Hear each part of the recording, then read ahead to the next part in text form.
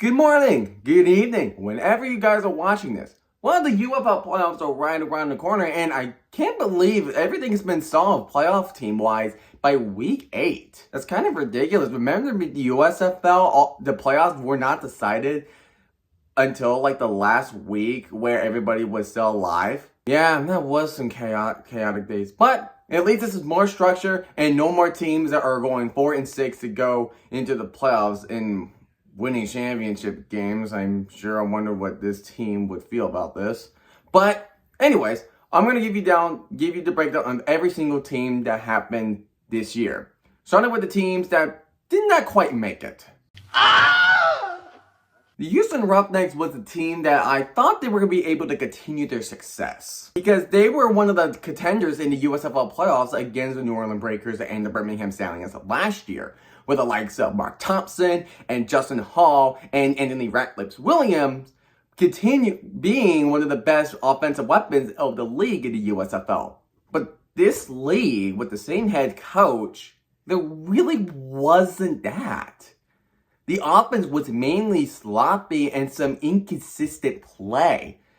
Jared Garantano getting injured, and then you have Reed Senden, who seems to be a promising starter, but it still wasn't enough. And Nolan Henderson has some flashes of just a little bit, but it wasn't enough. Other thing is that around almost all the offensive categories, from total offense and passing and receiving and rushing, they ranked around 7th in every category. That's just not what you want if you're the Houston Roughnecks. So at least they're not as worse as the next team.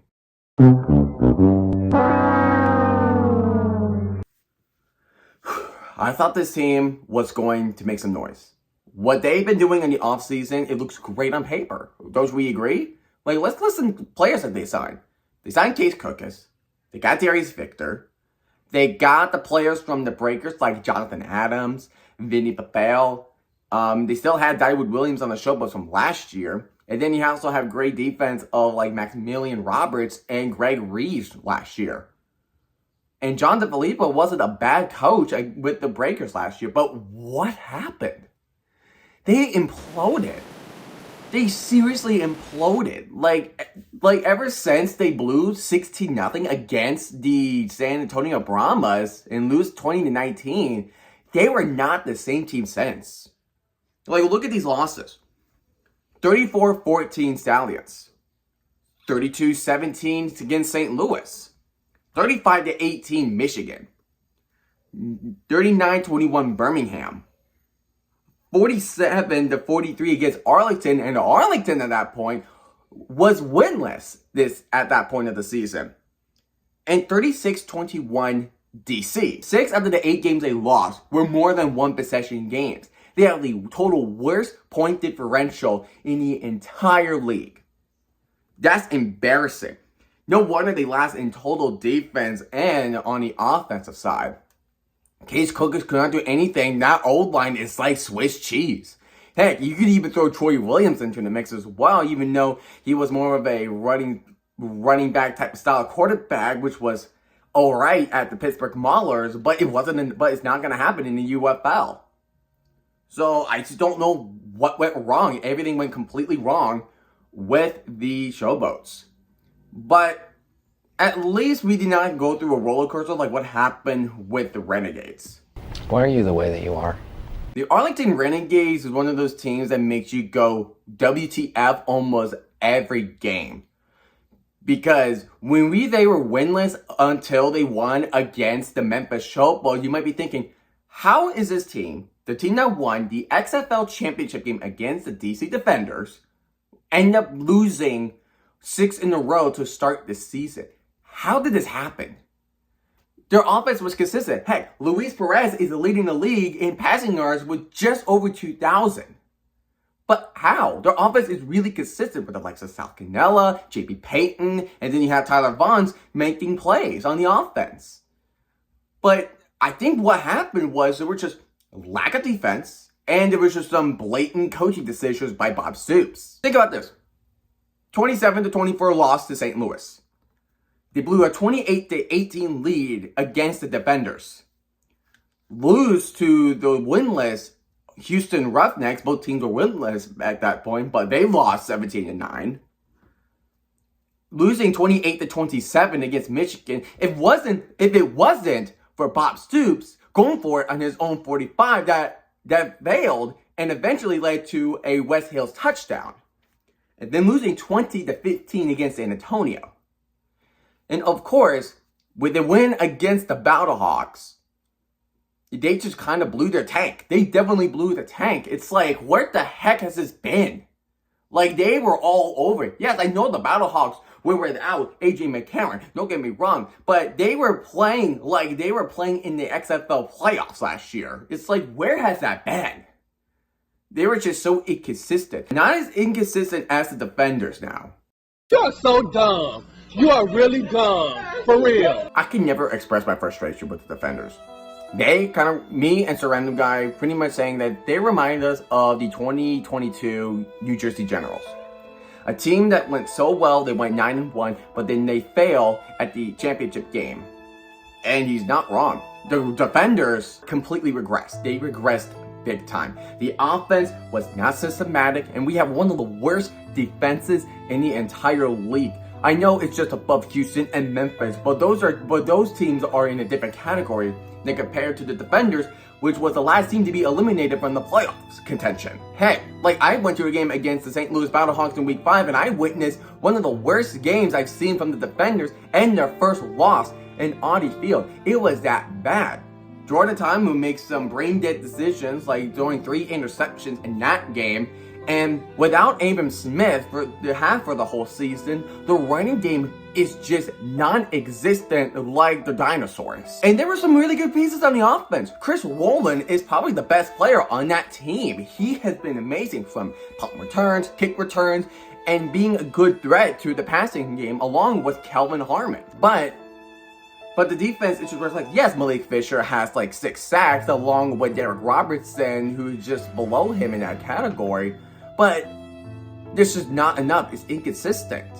Losing badly to the Brahmas. We should not have any wins at all. We should have lost to the Houston Roughnecks. We should have lost to the Arlington Renegades. And we should lose to Week 6 matchup against the San Antonio Brahmas. Those are the games we should lose. We should probably beat the same record as Houston and the Sharkboats. Because this team was so hard to watch.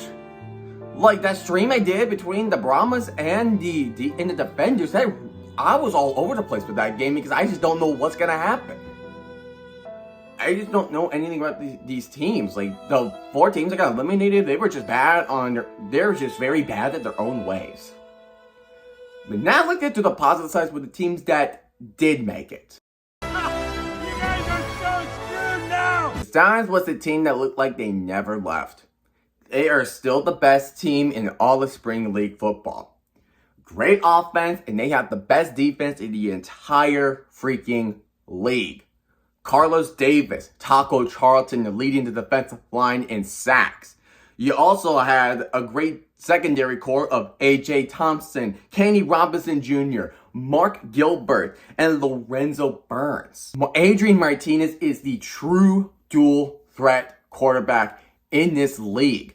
I've been begging the Stallions to start him over Matt Corral because they get a lot out of him, but both passing and rushing. He leads the league in rushing. That's how much he is meaning when he starts with the Stallions. And also, don't forget all the options he has.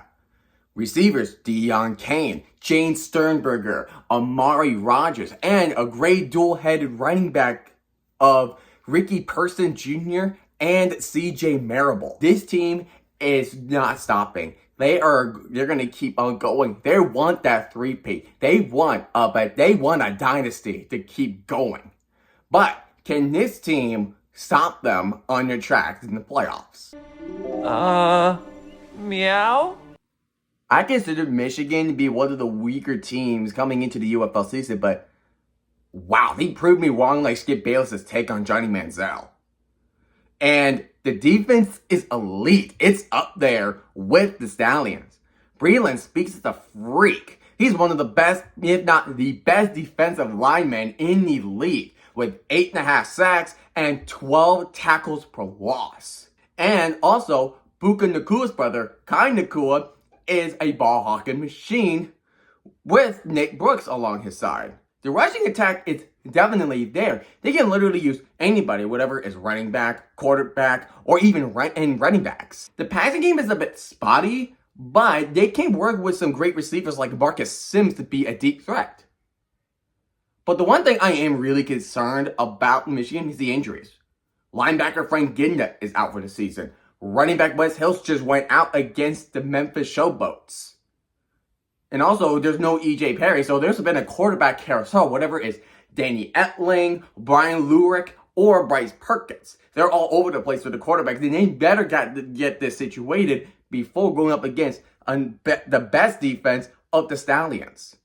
But that covers the USFL conference. Let's switch over to the XFL side. Yes! Yes! The team that took down the Giant. Who thought that San Antonio would be the team to take down the Stallions in Week 9? But how did they do it? There's so many great things aside. The offense drastically improved with Wade Phillips under head coach compared to Hines Ward. They have a three-headed rushing attack. John Lovett, the former Viper. You have Anthony McFarland. And the former Seattle Sea Dragon, Morgan Ellison. These are great running backs. They can use anybody. They have a great rotation.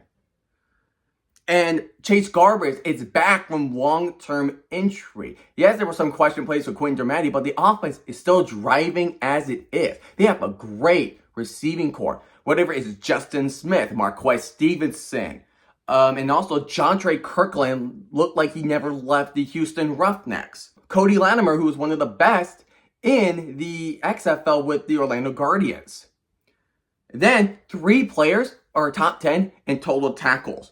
Jordan Mosley, Tavante Beckett, you have Jordan Williams. Heck, and even Wyatt Ray is leading the defensive line with the sacks. The defense is definitely there. One of the best. The passing game has definitely improved from last year. Can your defense go up against the test with the other XFL high-octane offense team? St. Louis is definitely a team that has one of the best offenses in the league.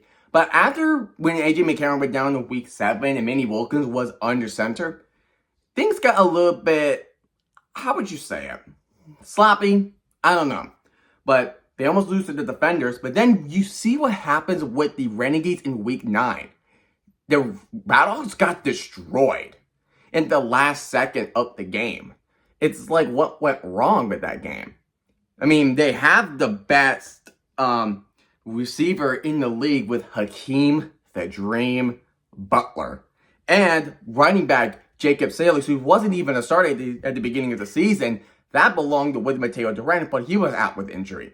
So Jacob Sailors, he's really hard to tackle. I cannot express how much he is hard to tackle. And also, they have 2 players in the top 10 with tackles of Willie Harvey and former Sea Dragon Quinterio Cole. And also, Pida Tamupenu plays like he has never left the Vipers and became XFL's Defensive Player of the Year. It's like he never left. And also, he has 5 tackles for loss. Can they keep up with San Antonio? They will play against them twice in both Week 10 and the playoffs. Same deal with the Stallions and the Panthers. But these 4 playoff teams show why they are there. We're not talking about the USFL with teams that are 4-6 or the Renegades being 4-6 as well. This is why they are the best and why they want the UFL trophy so bad. And look at this trophy. This trophy looks magnificent. A lot better than whatever the heck this was. So, who is your UFL championship matchup? And I hope you guys have a great rest of your day.